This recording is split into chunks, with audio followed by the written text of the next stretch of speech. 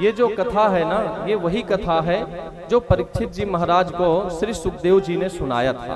अच्छा, ये कथा वैकुंठ में भी नहीं है। और उस समय का आप चिंतन करिए, जिस समय परीक्षित जी को सुखदेव जी कथा सुनाना प्रारंभ किए तो देवता स्वर्ग से दौड़े दौड़े भागे भागे आए। क्या लेकर के?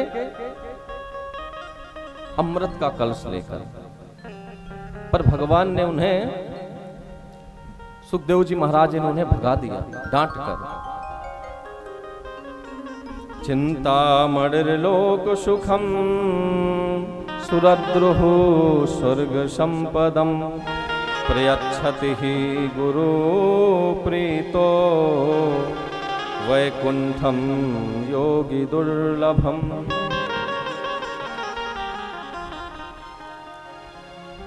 जब भगा दिया उन्होंने और कहा क्या, तुम ये कांच का टुकड़ा लेकर के आ गए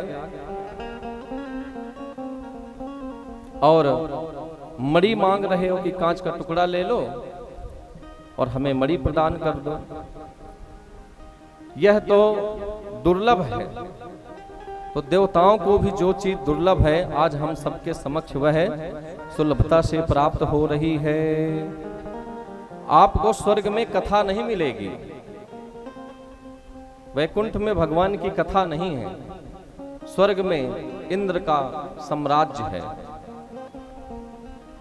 वहां पर देवता आपको दर्शन करने के लिए मिलेंगे। वैकुंठ में आपको भगवान का दर्शन होगा पर भगवान की कथा नहीं मिलेगी। यह तो एक मृत्यु लोक ही है जो हमें श्रीमद् भागवत जैसे सुंदर सुंदर कथाएं सुनने को प्राप्त होती हैं। देवता भी देखो तरसते हैं, स्वर्ग से उतर करके कहां पे आ गए? मृत्यु लोक में।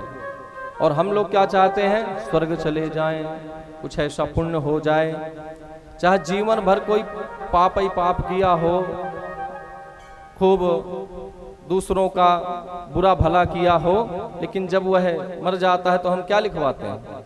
स्वर्गीय। इंद्र का टेलीफोन नंबर है क्या आप लोग के पास? तो स्वर्ग में ही पहुंचे होंगे। अरे जब जीवन भर कुकर्म ही किए हैं तो स्वर्ग में क्यों पहुंचेंगे? नरक में पहुंचेंगे। फोन नंबर लेना है तो यमराज जी का लीजिए, उनसे पूछिए पहले। बोलो राधे राधे। तो ऐसी स्वर्ग की यह दुर्लभ श्रीमद् भागवत कथा आज हमें माता रानी की कृपा से प्राप्त हो रही है। इतनी यह परम दिव्य कथा है, भागवत में ही लिखा है कि इसे कोई पोथी पत्रा ना समझा जाए। ये जो हम सोचते हैं किताब है, कोई किताब पोथी पत्रा नहीं है। फिर क्या है?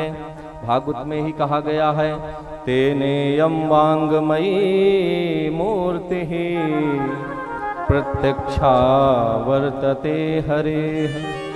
यह साक्षात भगवान श्री कृष्ण का स्वरूप है। बोलो राधे राधे। राधे